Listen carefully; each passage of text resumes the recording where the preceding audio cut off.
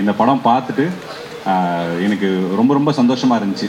ஏன்னா வந்து என்ன மாதிரி நிறைய ஆட்கள், என்ன மாதிரி ராஜா ப்ரோ மாதிரியான ஆட்கள்லாம் தமிழ்நாட்டில் ஏதோ ஒரு கிராமத்திலேருந்து வெறும் கனவுகளை மட்டும் எடுத்துகிட்டு இவ்வளோ தூரம் பயணித்து வர்றவங்களுக்கு நம்ம எல்லாரும் ஜெயிக்க முடியும் அப்படிங்கிற நம்பிக்கையை வந்து ஒரு சில படங்கள் தான் நமக்கு தொடர்ந்து கொடுத்துட்டே இருக்கும். அந்த மாதிரி ஒரு படமாக தான் நான் மதுராத்திரியை வந்து பார்க்குறேன். ரொம்ப பேஷனேட்டான ஒரு குரூப், வெறும் சினிமா வந்து ரொம்ப உண்மையாக நேசிக்கக்கூடிய ஒரு குரூப் சேர்ந்து ஒரு படம் பண்ணால் எப்படி இருக்குமோ அப்படி தான் மதுராத்திரி எனக்கு இருந்தது. முக்கியமாக வந்து எனக்கு ரொம்ப ஆச்சரியப்படுத்துனது வந்து இந்த படத்தோட ரைட்டிங் தான். ஒரு காமெடி படம் பண்ணுறோம் அப்படின்னும் போது அதில் எப்பயுமே வந்து ஒரு கருத்தை நம்ம சொல்ல ஆசைப்படுறோன்னா அது கருத்து படமாக அது சொல்கிறத விட ஒரு காமெடி படமாக இருந்துச்சுன்னா அது இன்னும் நிறைய இடங்களில் போய் அதை சேரும். இந்த படத்தில் வந்து நிறைய விஷயங்களை வந்து அவர் பேசுகிறதுக்கு வந்து முயற்சி பண்ணியிருக்காரு. அதை வந்து ரொம்ப அழகாகவும் லேண்ட் பண்ணியிருக்காரு. எனக்கு அதை பார்க்கும்போது ரொம்ப ரொம்ப சந்தோஷமாக இருந்தது. இந்த படம் வந்து நிறைய விதத்தில் ஸ்பெஷல். ஃபஸ்ட்டு ஸ்பெஷல் வந்து சேத்தன் சார் இந்த படத்தில் நடிச்சிருக்குது. சேத்தன் சார் வந்து நான் எப்பயுமே சொல்கிற மாதிரி ஐ லவ் சேத்தன் சார். எனக்கு அவரை ரொம்ப ரொம்ப பிடிக்கும். அவர் வந்து அன்பே டயனா பண்ணும்போதே இந்த படத்தை பற்றி என்கிட்ட சொல்லிகிட்டே இருந்தார். ஒரு பூசாரி ரோல் ஒன்று பண்ணுறேன், பயங்கரமாக இருக்கும் அப்படின்னு சொல்லியிருந்தார். ஏன்னா எப்பயுமே வந்து சேத்தன் சார் வந்து பயங்கர ஓப்பனான பர்சன் தான். பிடிச்சிருக்குன்னா பிடிச்சிருக்கு, பிடிக்கலன்னா பிடிக்கல அப்படின்னு. அவர் அவ்வளோ எக்ஸைட் ஆகி சொல்லும் போதே அந்த படம் பார்க்கணும் அப்படிங்கிற ஆர்வம் இருந்துச்சு. போய் பார்த்தப்ப இந்த படத்தில் நடித்த நடிகர்கள் எல்லாருமே வந்து பயங்கர ப்ரில்லியண்ட்டாக பண்ணியிருந்தாங்க. எனக்கு அவ்வளோ அவங்கள வந்து ரசித்து பார்த்தேன். அவ்வளோ கேரக்டர்ஸ் என் மைண்டில் நிற்குது. முக்கியமாக அப்துல் ப்ரோலாம் வந்து அவர் இன்னைக்கு இருக்கிற அப்துல் ப்ரோக்கு இருக்கிற இடம் ரொம்ப கம்மியான இடம் அப்படின்னு நான் நினைக்கிறேன். எனக்கு வர்ற படங்கள் எல்லாத்துலேயுமே அப்துல் இருக்கணும் அப்படின்னு நான் வந்து ஆசைப்பட்றேன். அவ்வளோ அழகாக ஒரு சொல்கிற மாதிரி ஒரு பயங்கர ஒரு டிரான்ஸ்ஃபர்மேஷன் ஒன்று நடக்கும். அவங்க அந்த இடத்துல அவர் நடிச்சிருந்ததெல்லாம் வந்து பிளாஸ்டாக பண்ணியிருந்தார். இன்னும் பயங்கரமாக ஆச்சரியப்படுத்துறது வந்து நிறைய சின்ன சின்ன நடிகர்கள், மெயினாக வந்து இந்த லேடிஸ் எல்லாருமே வந்து இந்த படத்தில் கலக்கிட்டாங்க. அவங்க தான் வந்து மெயினாக நிறைய இடங்கள் ஆக்குப்பை பண்ணியிருந்தாங்க. அவங்க தங்கச்சி ரோல் பண்ணியிருந்தாங்க, அவங்க சூப்பராக பண்ணியிருந்தாங்க. தீபிகா அவங்க, அதுக்கப்புறம் அந்த அம்மாவை நினச்ச 2 பேர் எல்லாருமே அந்த ஃபேமிலி. வெங்கடேஷன் சார்லாம் வந்து இந்த டிரான்ஸ்ஃபர்மேஷன் அவர் பார்க்குறதுக்கே வந்து பயங்கரமாக இருந்துச்சு. ரொம்ப க்யூட்டாக இருந்தார். ஒரு என்ன சொல்கிறது, ஒரு டெடி பேரை பார்க்குற மாதிரி இருந்துச்சு அவரை பார்க்கும்போது. அவ்வளோ அழகாக வந்து அந்த ரெயின் கோட் போட்டுட்டு அவர் பைக்கில் உட்காந்துருக்கும் போதெல்லாம் ரொம்ப அழகாக இருந்தது. ரொம்ப ஹாப்பி எல்லாருக்குமே. அண்ணன் முத்தமிழ் அண்ணன் நடிச்சிருக்காரு. அதுக்கப்புறம் அவர் அந்த ஃபர்னிச்சர் ஓனராக அந்த அண்ணன், அவரோட இதுவுமே ரொம்ப சூப்பராக இருந்தது. வட்டார வழக்கு வந்து இவ்வளோ முக்கியத்துவம் கொடுத்து அது அழகாக வந்து ரெசனேட் ஆகிருக்கிறது வந்து ரொம்ப சந்தோஷமாக இருந்தது. மெயினாக இந்த படத்தோட ஸ்டார்ஸ் அப்படின்னா அவங்க அனிஷாவும் ரிஷிப்ரோவும் தான். அனிஷா வந்து எப்பயுமே எல்லா படங்கள்லையும் தன்னோட ஒரு க்யூட்டான ஒரு பர்ஃபார்மன்ஸ் ரொம்ப அழகாக வந்து கொடுத்துருக்காங்க. இந்த படத்துலையும் அப்படி தான். ஒரு சில இடங்கள்லாம் வந்து ரொம்ப பிளாஸ்டாக சூப்பராக பண்ணியிருந்தாங்க. மெயினாக இது சொல்லணுன்னா ரிஷி ப்ரோ தான். ரிஷி ப்ரோ வந்து நிஜமாலே வந்து அவ்வளோ சந்தோஷமாக அவ்வளோ ஆத்மார்த்தமாக இருக்குது. நானும் இந்த மதுராத்திரி டீமில் ஒரு ஆளாக தான் இங்கே வந்திருக்கிறேன். ஏன்னா வந்து எனக்கு ரிஷி ப்ரோ ஜெயிக்கணுன்ட்டு எனக்கு அவ்வளோ ஆசை. நாங்கள் கிட்டத்தட்ட எங்களோட பயணம்லாம் கிட்டத்தட்ட ஒரே மாதிரி ஒரே இடத்துல இருந்து வந்த ஆட்கள் தான். நாங்களும் வந்து அவர் சொன்ன மாதிரி வெறும் நடிப்பை மட்டுமே நம்பி எப்படின்னா ஜெயிச்சிடணும் அப்படின்னு வந்து நிறைய நேரங்களில் அவர் ரிஷி ப்ரோ கிட்ட பேசும்போது சொல்லணும் வந்துடணும்னு. நான் நினைக்கிறது என்னென்னா, ரிஷி மாதிரி ஒரு நடிகன் ஜெயிக்கலைன்னா இங்கே யார் ஜெயிப்பாங்கன்னு எனக்கு தெரியல. ரிஷிக்காகவே இந்த படம் வந்து கண்டிப்பாக ஜெயிக்கணும் அப்படின்னு நினைக்கிறேன். அவர் ஏன்னா தமிழ் சினிமாவில் சாந்துன்னு பேர் வச்ச யாருமே தோத்தது கிடையாது. அவர்கிட்ட ஒரு காந்தம் நிஜமாலே இருக்குது. நான் வந்து படம் பார்த்துட்டு போய் ஃப்ரெண்ட்ஸுக்கிட்ட தான் சொல்லிட்டு இருந்தேன். நான் படம் இப்படி படத்தோடைய அந்த ஃப்ரேமில் என்ன அழகாக இருக்கான், என்ன ஒரு சில இடங்கள்லாம் பார்க்கும்போது நான் சொன்னேன், அவர் வந்து இப்போ தெரியுது கார்த்திக் சுப்ராஜ் சார் ஏன் வந்து உங்களை நடிக்க வச்சார் அப்படின்னு. ஏன்னா அவர் நீங்களும் பார்க்க ரஜினிகாந்த் மாதிரி இருக்கீங்க அப்படிங்கிறது தான் வந்து அதோட மெயினான ரீசனாக பார்க்குறேன். பேரில் வந்து காந்த், ஆனால் பண்ண ரோல் வந்து மருதநாயகம். ஸோ அதுக்கான ஆக்டிங்கும் எல்லாமே இருக்குது. கண்டிப்பாக ரிஷி ப்ரோக்கான ஒரு இடம் இந்த படம் மூலமாக ஓப்பன் அப் ஆகும். கண்டிப்பாக ரொம்ப பெரிய அவர் இடத்துக்கு அவர் வரணும் அப்படிங்கிறது வந்து அவரோட ரசிகனில் ஒருத்தனா நானும் வந்து ஆசைப்பட்றேன்.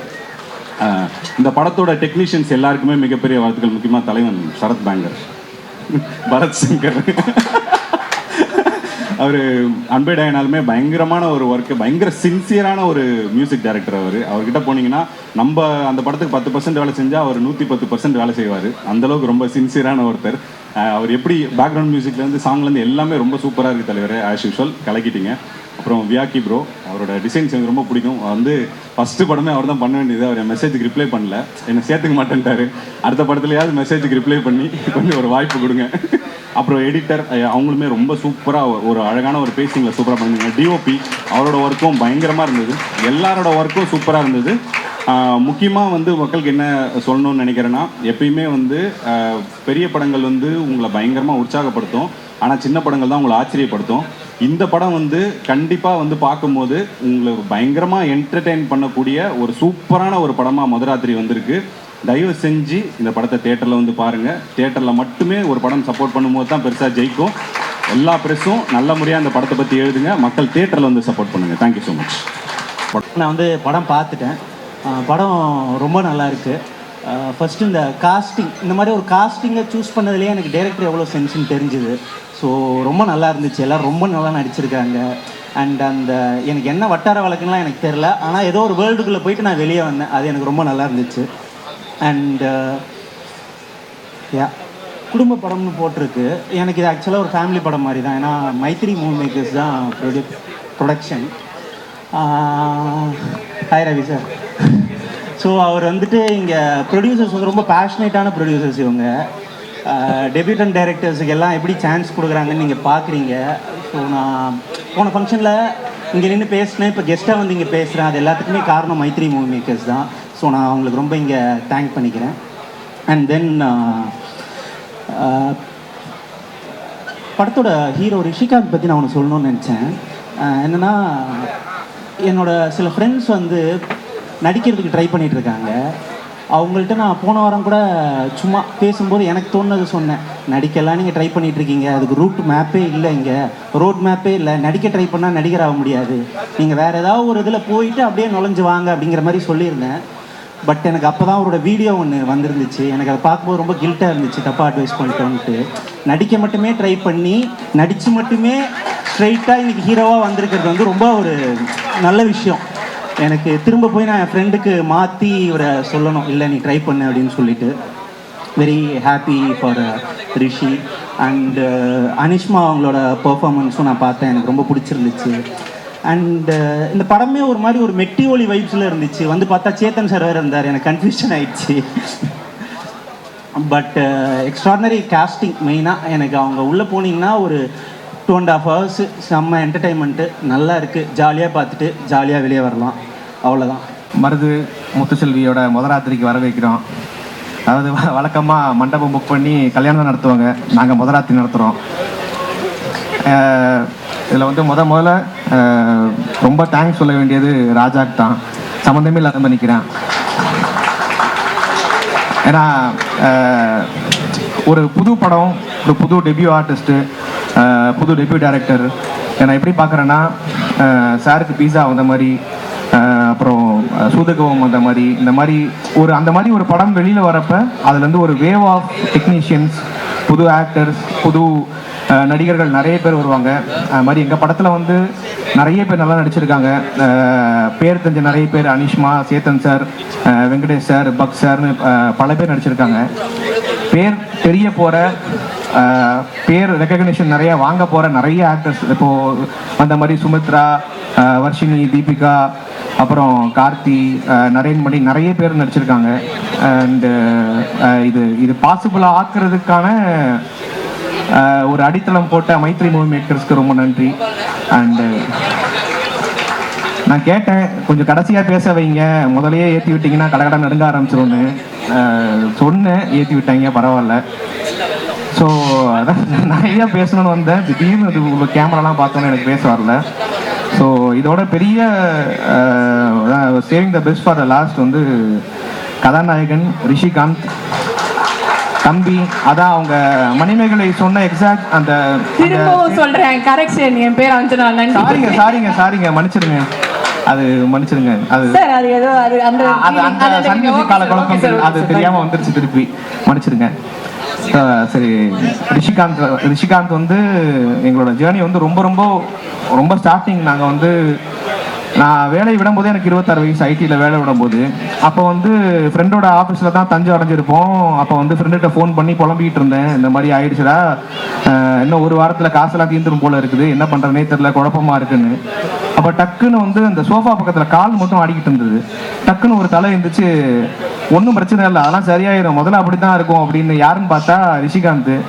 எனக்கு முன்னாடியே ஒரு 5 வருஷம் வந்து சினிமாவில் ஊறி எல்லா வேலைகளும் பார்த்து கஷ்டப்பட்டு ஒரு அதான் எனக்கு வந்து ஒரு வாரத்தில் காசு தீந்துருமேன்னு இருந்தது. அவன் காசெல்லாம் தீர்ந்து 1 மாதம் 2 மாதம் ஆயிடுச்சு. ஆனாலும் உலகமே நம்மளுக்கு தான் இயங்குதுன்னு நம்மளை உணர வச்சு நம்மளை வந்து ஒரு இவ்வளோ நாள் இன்ஸ்பயர் பண்ணி இவ்வளோ தூரம் வந்தது. அவனோட ஜேர்னியில் நான் இருக்கேன், என்னோட ஜேர்னியில் அவன் இருக்கான். அண்டு ஆரம்ப கட்ட பாடத்தில் அப்படி இப்படி சேர்ந்து ஒரு படம் நடிக்க ஒரு ஆப்பர்ச்சுனிட்டி கிடச்சிது. நான் ரெடில்ஸில் இருந்தேன், ஸ்பாட் வந்து படப்பையில். எங்களுக்கு வந்து கன்வீனியன்ஸ் வந்து 200 ரூபா, தனியாக போகிறது ரொம்ப கஷ்டம். அப்போ அவன் தான் சொன்னான், பாய் என் வண்டியில் ஏறுங்க, உங்களுக்கு தனியாக நீங்கள் போனீங்கன்னா 200 ரூபா, 2 பேர் சேர்ந்தால் 400 ரூபா, 2 பேரும் சேர்ந்து பெட்ரோலை போட்டோமா, மீதி இதர செலவுகளுக்கு பார்த்துக்கலாம், நம்ம ஜாலியாக இருக்கலாம், வாங்க சூப்பர் வண்டி கூப்பிட்டு போயிடுறேன்னா. அவன் வண்டினா அப்படி ஒரு அருமையான வண்டி அது. மற்ற வண்டியில் ஒரு 1 மணி நேரம் 2 மணி நேரம் போனோம்னா சாயங்காலங்குள்ளே போயிடலாம். அந்த வண்டியில் ஏற்றிட்டு அவன் பிரேக் அடித்து அங்கே க்ரீன் சிக்னல் இருக்கும்போது பிரேக் அடிக்கிறான். ஏன்டான்னு கேட்டால் அப்போ தான் ரெட்டு இருக்கும்போது நிற்கும் பாய், இப்போ நீ அடித்தா தான் கரெக்டாக இருக்கும்னா. ஆனால் அந்த வண்டியில் ஏறி உட்காந்தேன், எங்கே கொண்டு போய் விட போகிறான், என்ன பண்ண போகிறான், எங்கே போய் செலவு போகிறான்னு நினச்சேன். பட் பரவாயில்ல, இந்த ஸ்டேஜில் இந்த இடத்துல கொண்டாந்து விட்டுருக்கேன். அது மாதிரி அவனோட வளர்ச்சிக்கு வந்து ரொம்ப சந்தோஷப்படுறேன்.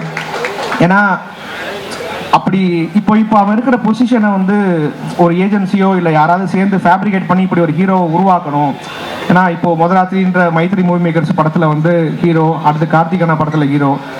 இது நடக்கணும்னா எனக்கு தெரிஞ்சு பல லட்சங்களோ பல கோடியோ கூட செலவாகலாம். பட்டு இந்த ஸ்டேஜுக்கு இவ்வளோ ஆர்கானிக்காக அவன் வந்திருக்கான்னா அது முழுக்க அவனோட உழைப்பு, அவனோட டெசிஷன் மேக்கிங் ஸ்கில்ஸு. அதாவது ஒரு மாதம் வந்து இப்போ ஒரு ரோல் வரும், ஒரு சின்ன ரோல் தான், பட் அவன் ஒரு ஒரு டெஸ்டினேஷன் வச்சுருந்தான். அந்த ரோல் வந்து அந்த டெஸ்டினேஷனை விட்டு அவனை அவையவா கூப்பிட்டு போகுது, அதோட தள்ளி போகுதுன்னா அந்த மாதம் பட்னி கிடந்தாலும் பரவாயில்ல, வாடகை கொடுக்கமாலும் பரவாயில்ல, அந்த ரோல் பண்ண மாட்டான். எங்களுக்கு வந்து ஆச்சரியமாக இருக்கும், என்னடா எப்படிடா இப்படி இருக்கான்னு. பட் எல்லாத்துக்கும் அது அவன் நிறைய பேர் கிண்டல் கூட பண்ணாங்க. பட் அது எதையுமே எடுத்துக்காம அவன் ஒரே டைரக்ஷனில் இருந்தனால தான் அவன் இங்கே வந்திருக்கான். டே ஹாப்பி ஃபார் யூடா, ரொம்ப சந்தோஷம். அப்புறம் ராஜா வந்து இந்த படம் டைரக்ட் பண்ணது வந்து ஒரு டைரக்டர், நல்ல டைரக்டர்ப்பா. அந்த டைரக்ட் பண்ணும்போது அந்த மானிட்டரை பார்க்குறதே அவ்வளோ அழகாக இருக்கும். அவன் வந்து அடுத்தடுத்த டைலாக் ஆர்டிஸ்ட் சொல்கிற முன்னாடி சொல்லிக்கிட்டே இருக்கான். அவன் கரெக்டாக இருப்பான். அந்த இடத்துல அந்த எங்கே இக்கு வரணுமோ அங்கே இக்கு வரணும், எந்த இச்சு வரணுமோ இச்சு வரணும், எந்த இடத்துல அந்த கட்டாகும் இது பண்ணுன்றது முழு படத்தை மண்டையிலேயே ஓட்டிட்டு அதை வந்து அதை பார்க்கும்போது அவ்வளோ சிங்கில் நடக்கும், அவ்வளோ இது நடக்கும். என்ன பிரச்சனை எது நடந்தாலும் சரி அவனோட அவன் என்ன நடக்கணும் என்ன எடுக்கணும்னு நினைச்சானோ அதை அழகாக எடுத்திருக்காப்புல. நல்லா சரி வா அவன் பேசிட்டு இருக்கேன், மன்னிச்சிருப்பா, அடுத்த படத்தில் எதுவும் சான்ஸ் கொடுக்காம விட்டுறத. ரொம்ப சந்தோஷம்.